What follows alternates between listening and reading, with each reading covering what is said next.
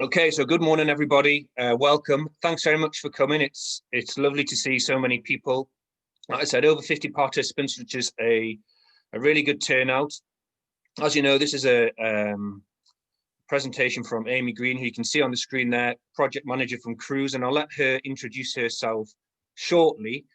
Obviously, we've been trying to do a number of different sessions to keep our volunteers engaged and stimulated while we're sort of during this pandemic.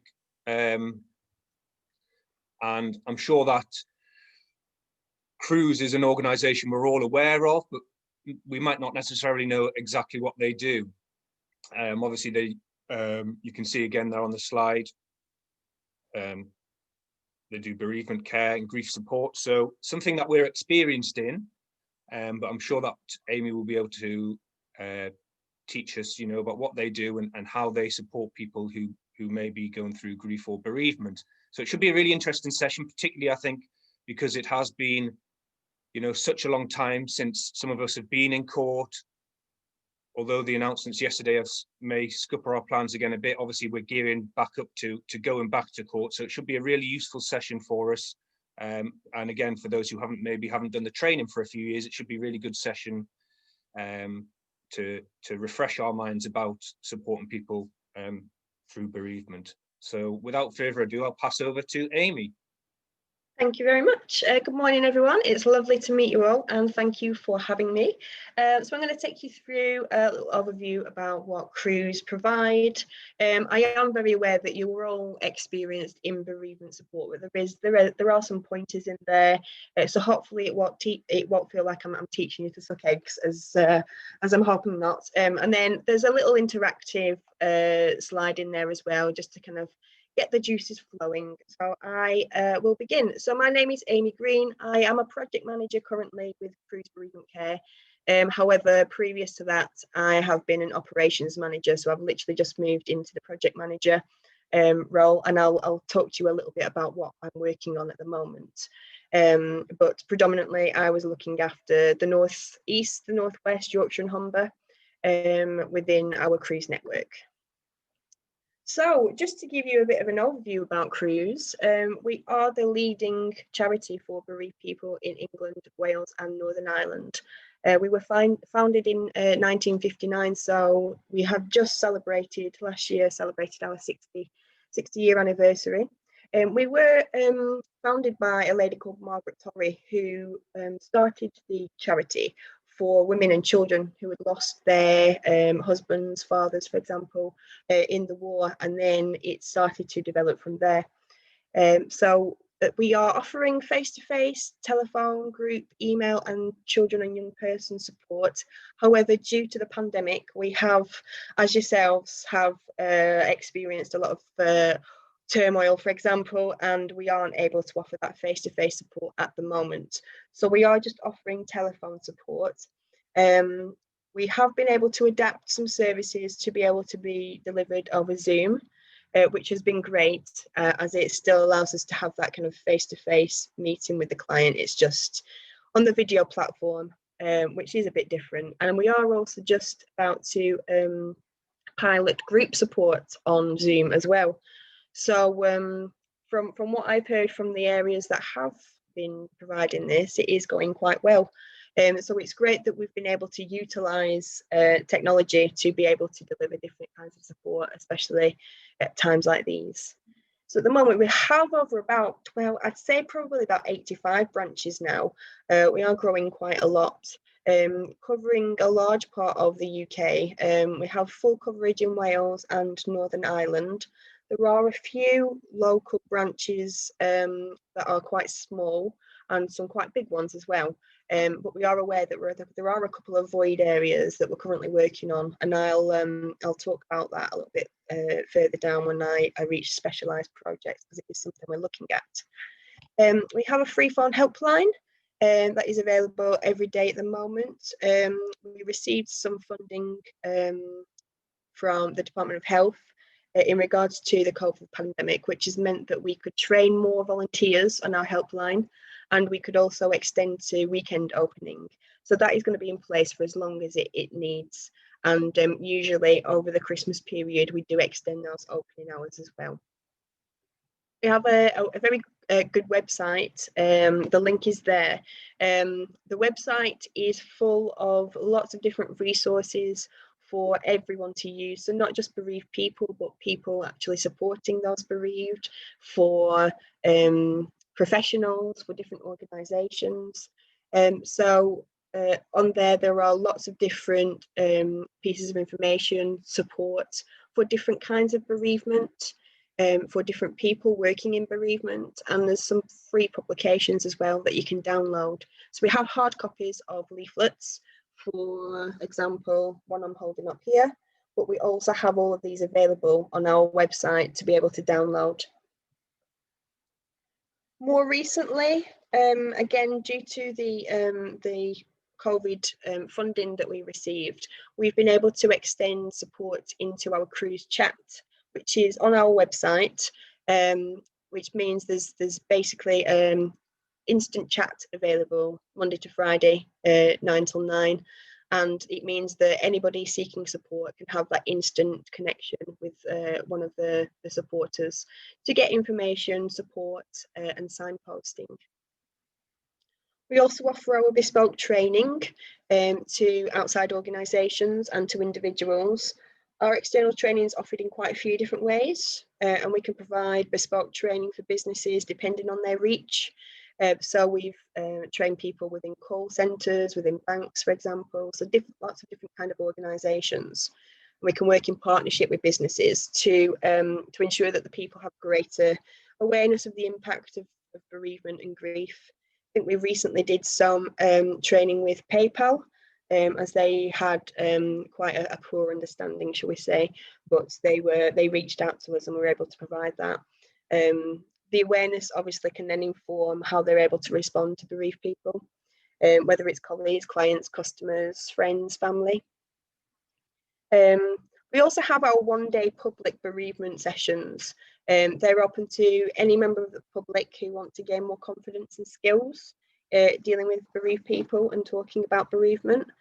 Obviously, due to the current situation, we haven't been able to run those more recently because it is a face-to-face format. Due to the current situation, it's with everyone's safety in mind that we can't run these until early 2021, depending on what the government says going forward. We don't feel that we're able to offer a webinar alternative to this one, just because it's the suitable format just wouldn't be right for a webinar-based function. It is a very sensitive subject and there's lots of diverse individuals, and we just thought it just wouldn't be suitable to do that. So we are hoping that they start up again really soon. They can be booked on the website as well, and are perfect for any individual or small organisation who want to learn a bit more about the issues surrounding bereavement and how to communicate with people as well. So they are really interactive training sessions, and they're very informative and provide an opportunity to have questions about the subject answered, and we do kind of reach a big broad audience in regards to those. Now, our specialised projects, we do get alternate funding to look at particular topics, one of which is what I'm working on now. So more recently, I have been involved with overseeing the support to the Manchester Arena Public Inquiry, which is actually where I met Tom, and I'm sure I may have met a few of you as well who were originally supporting there. And through that, I've taken on a project which is directly looking at support for victims of terrorism. So right now I'm working with the Home Office, who we received our funding from, and a number of other organisations. So there's the Peace Project, there's the Southwark and Maudsley NHS Trust Victim Support, and we're working together to ensure that there is a clear pathway for victims of terrorism.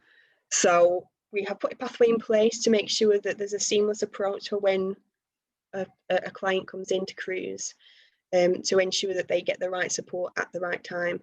So I'm just working on getting that in place now. And the great thing as well is this gives us opportunity to purchase some some resource packs, which means that in each region of where we cover, we can provide a resource pack to ensure that if we are deployed during a terrorist attack or a major incident, that our volunteers that are deployed have the right resources to hand.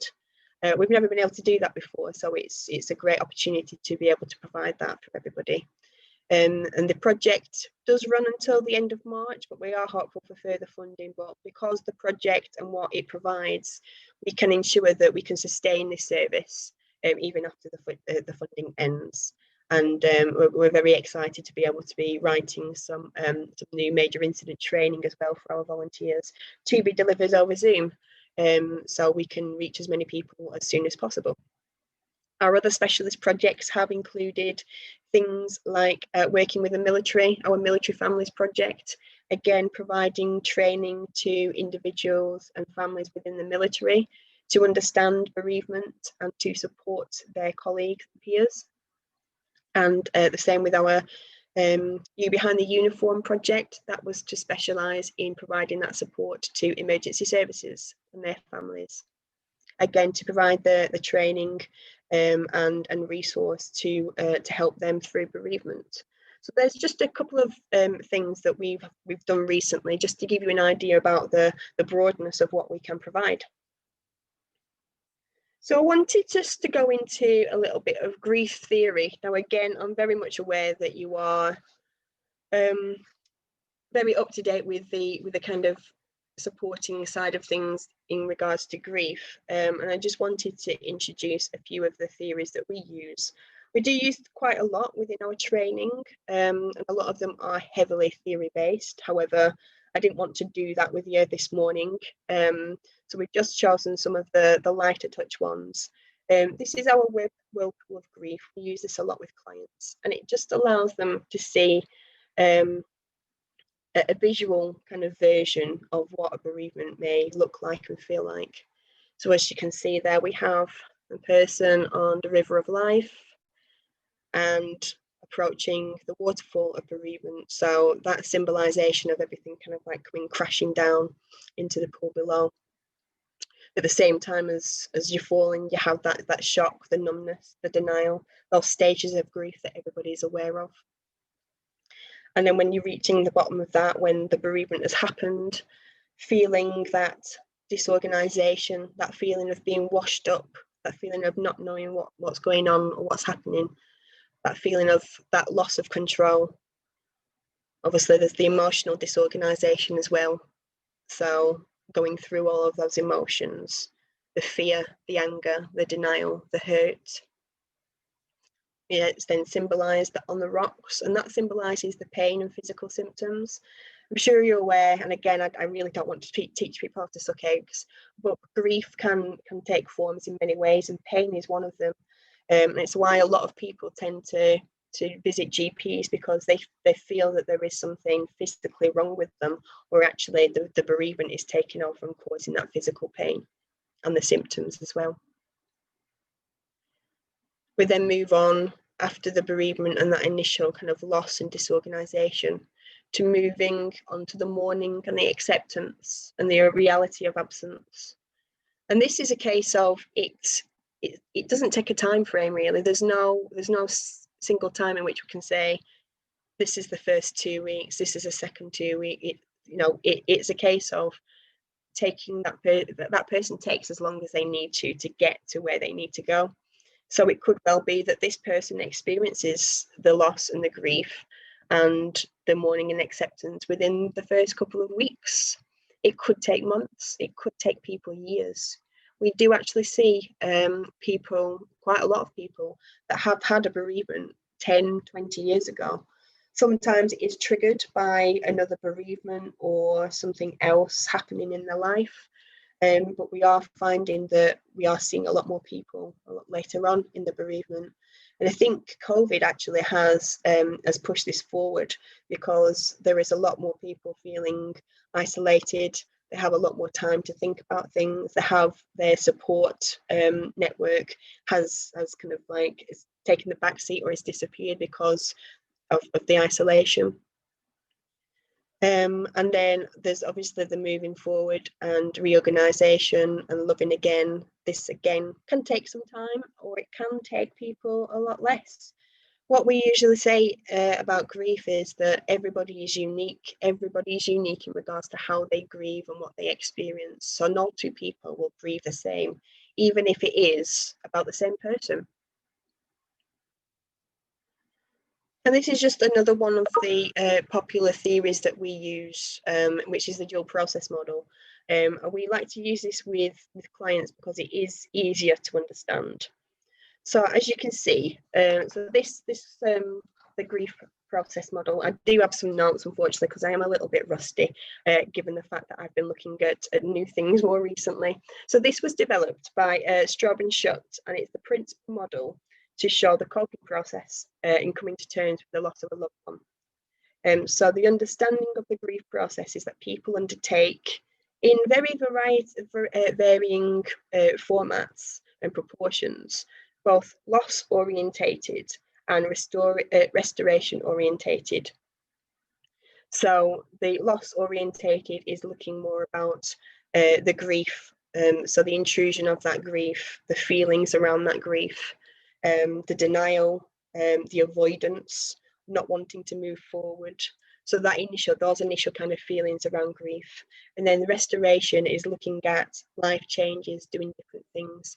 It could well mean that somebody who has been widowed is looking at mortgage payments, for example, if they've not had to deal with it, or working out how to work the dishwasher or the washing machine if they've not had that experience because their other person has done it. So they're taking new roles and identities, they're forming new relationships, especially if they, say, have a group of friends, for example, that are all couples.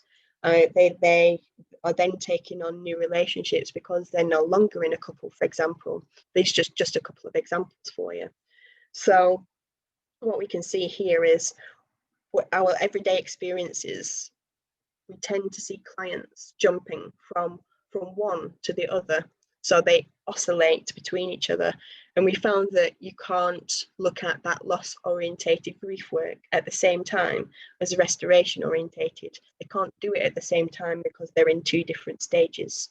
So we'll find that they will bounce in between rather than completely in the grief and then restoration. And that's probably what we're seeing a bit more of when people come to us a little bit later, that they've done a lot of the grief work. They've done a lot of the restoration work, they're getting on and they're doing new things, but they haven't maybe looked at the grief work, and that's where they're starting to bounce back to. So we call this the dual process model because both dimensions need to be worked through with a bereaved person at different times. They can't do it simultaneously. And focusing on one is a distraction from the other. But at the same time, there's always going to be reminders of the other dimension. So again, there is oscillation between the two. So healing does come slowly, but it does come. When people go through a bereavement, they probably think that they're never going to feel the same again. There's always going to be that big loss there, and that is true. However, looking at Tonkin's model, and I've not done a page on this, but Tonkin's model, and for those who aren't aware of this is a really, really good model to look at. It looks at the grief as in being a whole, for example, and then working through that grief allows you to build round that whole. So the whole's always going to be there. That loss is always going to be there, but you can allow that person to build themselves around that, to start looking at forward, start being happy again. Nothing can replace the person that's died, and yet gradually more people find that they're able to continue with life, to start feeling happy at times, but they also remember how those have died and have that reminder, those thoughts, those feelings around that. Grief comes in waves. There are dark days when it seems as though nothing will ever be right, but there's also better days where the pain eases and it is possible to begin to hope and believe in the future again. And some people find it easier to show their feelings than others, and I'm very aware that you're fully aware of this, given the work that you do. But everybody, at some stage finds it helpful to talk, and that's what we're all in this for at the end of the day. Yourselves, given your volunteer experience and the work that you do, and the work again that we do, everybody at some stage will find it easy to talk, and if we've got those skills to be able to provide that support, then fantastic. So this is a case study. I just thought I'd make the session a bit more interactive rather than just talking at you. So we have a case study here that Mrs. Jones is 54 years old. She's experienced the loss of her husband 2 weeks ago. He was 57 and died suddenly of a heart attack at work. They have no children, and her only relative is a sister who lives abroad. She has a part-time cleaning job. So I want you to think about what kind of feelings do you think Mrs. Jones might be experiencing right now, and what issues might she be facing? So, Tom, are we able to put people into breakout rooms just for maybe 5 minutes, just to have a bit of a chat about this, and then we can rejoin and do a little bit of feedback? Yeah, we can do. I'll just give people another minute, because I'm not sure the slides show, do they, in breakout rooms? So if people want to make a note of the case study and the questions, and then we'll split people into groups. If people have pens and paper available.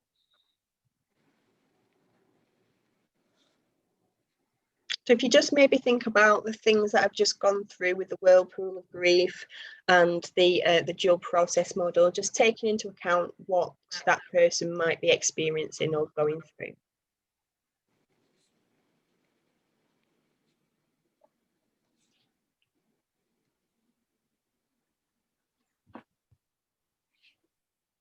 Yeah, I think everybody's back now. Okie dokie. Right, how did everyone find that? Right, I realise that a lot of you are on mute, so I'm just going to choose the spokesperson from each room to feedback. And then if you wanted to add anything else in the chat as well, we can also save that as part of the webinar, and that can be sent to you as well. Okie dokie, so just a recap of our case study. So Mrs. Jones is 54 years old. She's experienced the loss of her husband 2 weeks ago. Is 57 and died suddenly of a heart attack at work. They have no children, and her only relative, a sister, lives abroad. She has a part-time cleaning job. What feelings or experiences do you think Mrs. Jones is facing right now, or any sort of issues? So we'll go around, we'll start with room one. Any feedback from room one? Unmute. You just remember to unmute yourself if you're going to talk.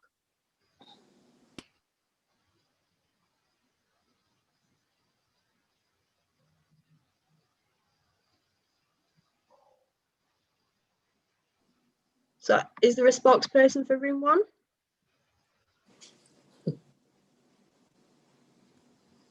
Hello, can you hear me? Yes, I can hear you now. Yeah, okay. So yes, we thought she's feeling alone, shock because of the suddenness, the physical pain, and isolation, and devastation with it happening as it did. So that's our main things that we've said for the feelings. Okay. And what about the issues? What do you think issues you might be facing? Financial issues, having to deal with bank accounts and arrange the funeral, and the little things like, as you'd said before, she may never had to have take the bins out. Her husband may have done that, and he might have set the central heating, and it's relearning things and learning having new experiences, that sort of thing. And the overall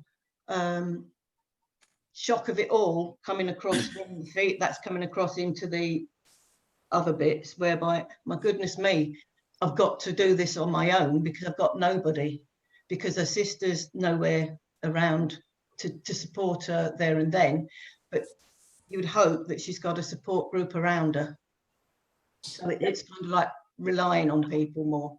Mm-hmm. and herself. Yeah, well done. That's great. What about from room 2? Okay, I don't mind talking about room 2. I think I was in room 2. Yeah.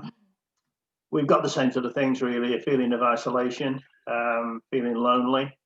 One of the points that came up really was that you can feel lonely even when there's a lot of people around. Yeah, very good. She's got no support, said that her family was not there. And I think a thing came up about one of the things that you always see with bereavement is the person is repeating themselves all the time, repeating the story, answering the same questions over and over and over again. That could be quite trying and difficult. So those were the feelings. With regards to the issues, again, we had similar sort of things. We suspected this Mr. Jones was probably the key earner in the family, so there might be big financial issues because she was a part-time earner. She would have to deal with loads and loads and loads of paperwork if you do these things, loads and loads of telephone calls, which she might not be capable, feel able to do. She would have the physical symptoms, so she might physically feel ill. And then finally, the simple thing like she would have to deal with the funeral, and all the arrangements that actually came from that. So that was the issues that we came to. So I say very similar to room 1, really. Yeah, that's great. Thank you. Room 3, is there anything to add on top of that? That's me, Karen. I was in room 3 with Sue, Bethany and Paul. Very much the same things. The fact that she's bewildered, in shock and probably disbelief, and possibly hasn't got anyone to help her at all. As we were saying, friends come round, but they might not necessarily offer practical things. Hoping that the fact that her husband was in work, she might have a bit of financial security. And a positive side, as she was in work, she might have some outside contacts. But that being a cleaning job, that might not necessarily be so. They might not support her so much. So yeah, much the same as everybody else. The fact that the poor lady's probably completely bewildered with what she has to do, devastated, in shock, and probably really doesn't know where to turn and hasn't got a big support network by the looks of it. Yeah, that's great. Thank you. Is it room 5 next? 4. I think we were in 5, were we? Yeah, so room 5, is there anything else to add there? Well, we thought much the same as everybody, but we also thought that she would be angry. She might be angry because she lost her future. They're obviously quite near retirement, not so near, but nearing retirement. And so she might be angry at her God, if she had a religion, for letting her down, and she now has to face her older age by herself. And she might be angry at her husband for dying, which of course would then bring up feels of guilt that she's angry at this dead guy. But other than that, I think basically we were thinking the same as everybody else. The only thing that, quite often when you have grief, you get quite frightened to leave the house.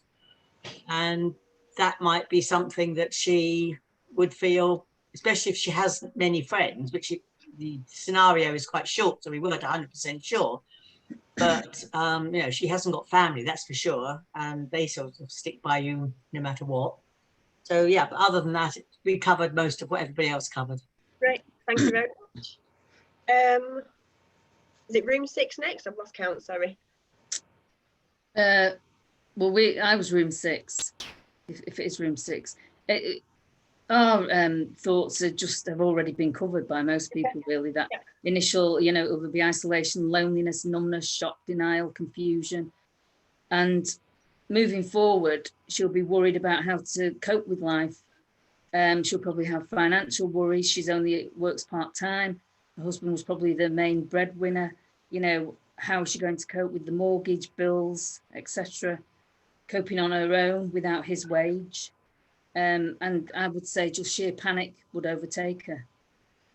She'd feel totally isolated and cast adrift, no family, or you would just have to hope that she had good friends to help her.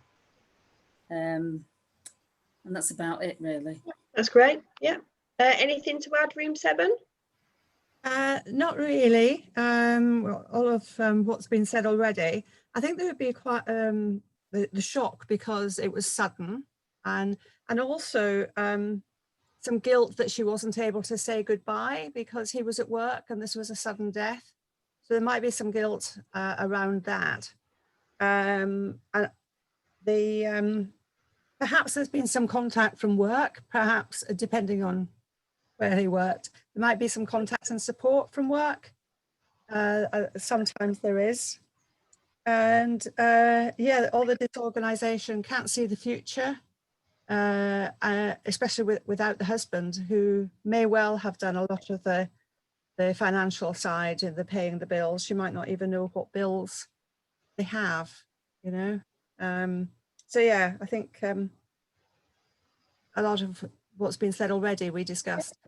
Great, well done, thank you. Anything to add, roommate? It was pretty much the same, just the initial feeling of shock, and obviously with that could be mixed anger.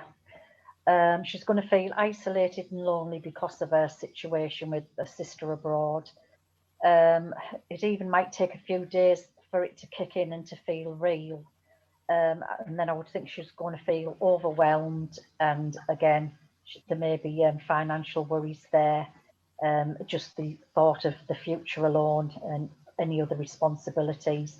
And she might not be aware that there is support around bereavement, or may not be willing to speak to someone. Some people do have an aversion to that, but she may come round eventually. So just a mix of everything that everyone said, really. Brilliant, thank you. Anything from room 9? Hello. I think you went past room 4. Did I? Oh, I do apologise. That's what I think. We thought much the same as everybody else, but I think, like the person that's just spoken, it might not have kicked in yet. She might still maybe not have any particular feelings that can be identified, but be feeling quite numb because it's unbelievable. He's the age he was. It was unexpected. But then I think overlaying that, given the time that we're in now, we have all these ideas about what she might do, where she might go for help. Given it's COVID, what are then going to be the options? I think that's, because we're going to be facing something like this for quite a while, aren't we? These sort of scenarios, which we've got some idea about how we can go, what suggestions we can make, but they're going to be very limited because a lot of these people won't be available. And I think what this lady will need is a person with her, an actual human voice, or someone with her in the room or in her space. Even if they don't do very much, that's what we all need, isn't it? The human presence, I think. That's great. That's a great observation. Thank you for that. I can't remember where I was up to. Did I do room 9? I can't remember. No. I don't know. I don't think you did room 9. We haven't got much to add to that, other than that she could be completely overwhelmed by practical issues. We made quite a few assumptions about her circumstances. She hasn't got adult children to offer any advice, even, things like advice with the internet. And although she's got a sister who may be emotionally supportive, because she lives abroad, she may not be familiar with any British systems. So she really is cast adrift in a practical sense. Yeah, that's great. Thank you. And finally, room 10. I was in a room with Janet, Phil, Julia and Natalie. Yes, we had assumed that since she's consulting crews, that she is distressed and overwhelmed and grieving. Financial problems, the practical things that we've discussed already, in the isolation, especially since her work is as a part-time cleaner. Normally, if you've got work colleagues to support you, you're working in a group. A part-time cleaner would normally be working on her own, so possibly having got work colleagues to support her. But we also thought we are making assumptions here that she is grieving. It may well be that actually they didn't have a good relationship, but she's heartily glad to see the back of him. And she's got a good support mechanism of social group that she mixes with. we need to know what kind of support she needs and what her circumstances are, apart from the ones that we've outlined here. That may not be the whole story. Great, thank you very much. So thank you, that was some great thoughts and feelings there. I really liked how you've looked at the, some of you have looked at the possibility of the fact that yes, it was only 2 weeks ago, there might not be any feelings, there might be complete shock and numbness, but then going on to the general feelings of grief. And I like how you've, you know, the last group have just kind of said there, you know, they may not have a good relationship. You're very right about that. It's I know it was a bit of a very brief kind of case study, but you have really thought about the possibilities of exactly what that person could well be going through. And again, you've looked at those issues, the possible financial issues, the possible fact that this person is, you know, a part-time worker, and I think a couple of you said she may have issues with the finance wise, but I think it was also mentioned that it could well be that she is financially stable because her husband has been working full-time. So there's lots of different thoughts and feelings there. So I just wanted you to have that chance to have a chat with each other, and I think you've done fantastically, and you've really picked out the things that we were looking for. So well done on that one. I hope that was useful. We're moving on now just to look at supporting people that are grieving. Now, this is the part in which I'm very aware that I could be completely giving you information that you already know, and I'm very aware of that. So I don't want to go too far into it, but I'll pick out on a couple of things. As I've said before, there is no normal way of grieving. Everybody is completely unique, and they'll all grieve differently and at different times. So depending on circumstances as well, it could well be that you know, a person doesn't grieve about something, they have the usual kind of sadness, but they don't really mourn and they go back to normal life. And it could well be that a couple of years down the line something happens and that is brought back to them. So for example, as a personal example, at the age of 12, I had a bereavement and lost my grandmother. I didn't show emotion. I didn't want to show emotion in front of people. I went into a denial, got over it and carried on. At the age of 21, I found out that her ashes, where we'd spread her ashes, had been built over, and that catapulted me into grief. So it just gives you an idea that something quite simple can take a person back to, you know, to a different time, and they start their grieving process. And that's what we see quite a lot of things we see, like the death of a pet, for example, and then it catapults another sort of bereavement off, or the loss of something else can catapult a bereavement off. So there is no normal way of grieving, and people do grieve very, very differently. You'll find some people will be quite comforted if, for example, a loved one has been suffering with an illness for quite some time. We may find that people go into their grief and don't come out of it for a very, very long time. There are all these different ways, and there is no normal way, and every way is an okay. Everything is okay. If you need to grieve that way, then that is okay. That is your way. But it's important that if it does start becoming an issue, then that support is there for people. We find that open-ended questions can encourage people to talk more and open the conversation up more. So rather than, are you feeling okay, or I hope you're okay, it's a case of, how are you feeling today? Tell me about how you're feeling. We all are aware that grief can take a long time. There isn't a timeline on grief. It can take time, and it takes as long as a person needs, as long as they have that support along there. And mentioning the useful support agencies is helpful.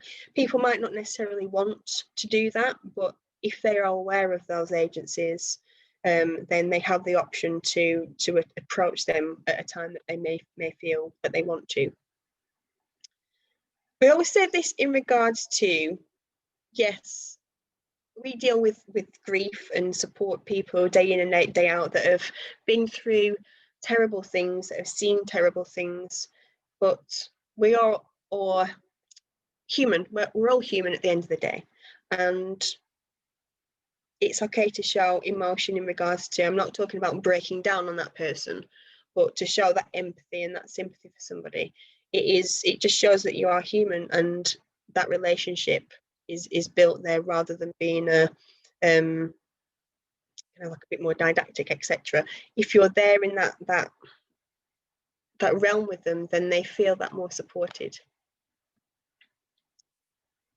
The usual, don't use cliches, you'll get over it, time heals. They're what everybody kind of goes to, but they really don't help at all. And it's just, we just find it's not really helpful for people. We have talked about it before in your groups when you mentioned about showing anger. Yes, that is a very big part of the grieving process. People feeling angry at the person for leaving them, angry at the situation that they've been left in, angry possibly at the way that the person has died. It is part of the process. And we usually find as well that people can maybe be a bit more prickly about normal parts. So I've had an instance in which a client has just been having a bad day, and the way they've shown anger is to shout at the dog or shout at the cat because something's been chewed and it's all come out. That is a completely normal part of the grieving process, and part of the work we do is to normalise grief for people, to make them aware that actually it's okay to have these reactions, because that is a normal part. We've seen so many people that kind of think that they've said, oh, I feel like I'm going crazy, I feel like this isn't right. And we've been able to kind of say, it is normal. You don't have to worry that, you know, if this is the way that you're grieving, then that's okay. And that really helps people to kind of understand that the way they are experiencing it is fine. And that's what a lot of the emotional kind of things are in the like the early days. And my last one, feeding into the next slide, would be, it is emotionally draining when we're dealing with supporting a grieving person, especially now, because we are also experiencing the after effects of the pandemic. We might be isolated from family. We may have gone through things, you know, we may have been furloughed, for example. We may have had our own personal issues, and that can be emotionally draining on top of supporting somebody that is grieving. So my main point is to make sure that you are looking after yourself.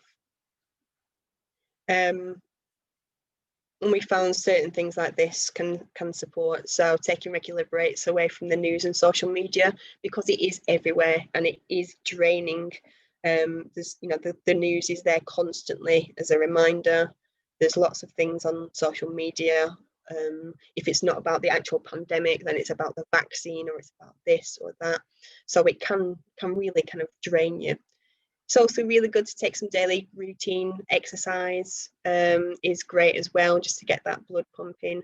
Even if it is just a short walk around the block, especially if you've been, you know, on your own quite a lot, exercise is really helpful. And of course, your own access to support.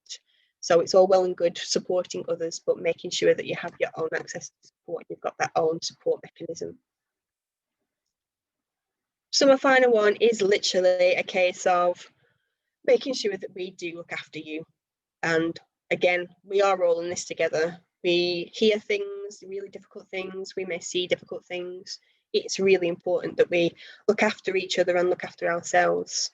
So I always say to everybody, at least once a day, just do something nice for you and just you alone. So whether it's a hot bath, a glass of wine, a bottle in some cases for some people, taking yourself off for a walk or a read of a book, just something for you. It doesn't have to be a big long thing.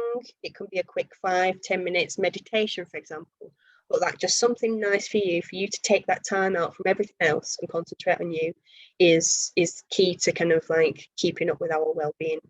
So I think that's it. So hopefully it's been useful for you. Hopefully that you know, going into the grief models may have given you a bit of access to some different theories that you may not have heard of. By all means, you know, if you are interested, then there's a lot of information in the internet wise about these different models. The dual process model that I mentioned is probably one of the more easier going, should I say. And Tonkin's model with growing around grief is fantastic if that's something that you might be interested in. So I open it up to yourself. If there is any questions, I can answer, hopefully. Thanks, Amy. I'll just jump in first if I can. That was really interesting. I've got a couple of questions. I don't know if people if they do have questions, they can put it in the chat and I'll facilitate it rather than everybody trying to unmute themselves. That might be a better way of doing it. But yeah, very interesting session, really good, I think, to just refresh people's minds about supporting people with grief, and also the self-care element is really important. I think this is a good opportunity just for me to remind there's volunteers and staff in this session that obviously we're all able to support each other. The staff are always there for volunteers to talk to if needed. We do have the employee assistance program as well that volunteers can access if they do need any support as we look to getting back into court and supporting people. I think it's really beneficial to know, like I said, we'll see, we might have leaflets at court about CRWS, but to actually meet somebody from the organisation and hear in more detail what you do is really, really useful. And to know as well that you are still offering support at the moment during this time is very useful for people to know in case we are signposting anybody that we meet. And my questions are around that. So it's, what is the best way for people to access support from CRWS? So is it self-referrals? How does the referral process work? And also, we've got volunteers in different locations in this session. So what's the best way for them to find out what's happened locally with their local CRWS and what CRWS offers locally? And okay, if there's waiting lists, etc. Sorry, that was long-winded, but that's the sort of 2 questions. Yeah, you might have to remind me of the first one again. My head's just gone blank. What was the first one you asked again? So the referral process for people to access support. Okay, so usually it is a self-referral process. We can take third-party referrals in certain areas, but it is best for it to be a self-referral because we do need to make an assessment of need just to make sure that it is the right service for people. So it's ideal that there is a self-referral. People can ring on behalf of someone and maybe pass the phone over, that's fine. In regards to contact, yes, we have various branches all throughout the UK. So the best place to look at would be the website, which is www.crws.org.uk. And in the Get Help section, there is a drop down that would say local services. And then there is a long list of every single branch and their contact details that you can get in contact with. So you can either refer somebody, signpost somebody to the website to get that information, or you can have a look yourself. As I've said before, there are certain areas that we don't have a local service at the moment, and what we're doing is putting a process in place, kind of like a virtual hub, as it were, and getting a service in place to offer telephone support to areas that don't have a local service. So that's what I'm also working on at the moment alongside my other project, is getting a service in place for a national service. So if, for example, somebody in Doncaster needed support, then they could refer in to our national service and get telephone support that way, rather than going through a local service, as there isn't one there. I reminded that the helpline as well. Our helpline is staffed by fully trained volunteers and staff for some one-off support. They can also signpost elsewhere as well. So if it's a case of wanting some information about other things apart from bereavement, we can signpost as well. If it is information about kind of like finances, funeral, etc., there are certain bits of information that the helpline can assist with, but again, it's likely they would signpost elsewhere for some more rich information for that person. Okay, thank you. There's a couple of questions in the chat. One from Lorraine asking if we're getting the presentation, which with your permission, Amy, I will share with everybody who's been on the session. Like I said as well, this is being recorded so people can watch. People who haven't been able to attend will be able to watch afterwards. We've also had a question from Helen saying, how soon after bereavement would CRWS offer support? We don't put a timeline on it really. Well, this is originally when we put the kind of like the assessment and triage into place. So when somebody makes that first contact, we'll have conversation around what's happened and their current circumstances. It's likely that they will be put onto the waiting list straight away. In a lot of areas, there is a small wait. We are obviously trying to get through that as much as possible, and it does vary depending on what area you are in. Some areas are offering support within the first couple of weeks. Other areas, it is a little bit of a longer wait. But if you are on the waiting list, then we are also offering some one-off telephone support or a kind of like a well-being check-in every couple of weeks, just to make sure people are still all right. Checking in with, sending links to the website as well for some extra support. So again, it all depends on the person's circumstances and what they have in place. Sometimes if it is an urgent case, we can usually fast track a person, depending on what comes out of the assessment. Okay, thank you. And just on that, is there a time frame to sort of build in an end into the support that you offer? Yeah, so we usually offer between 6 and 8 sessions. They last an hour. Like I said, at the moment, it's just on the telephone or over Zoom.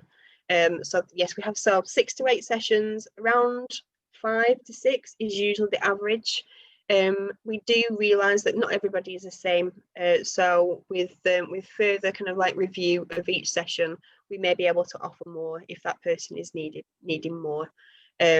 Anything up to 12 usually. After 12, we usually have a bit of a review and see if people need referring on to another support service or something further, some more professional support. If we don't feel it's in our remit anymore. We do have lots of counsellors working for crews in their own right, but all of the volunteers receive the same training.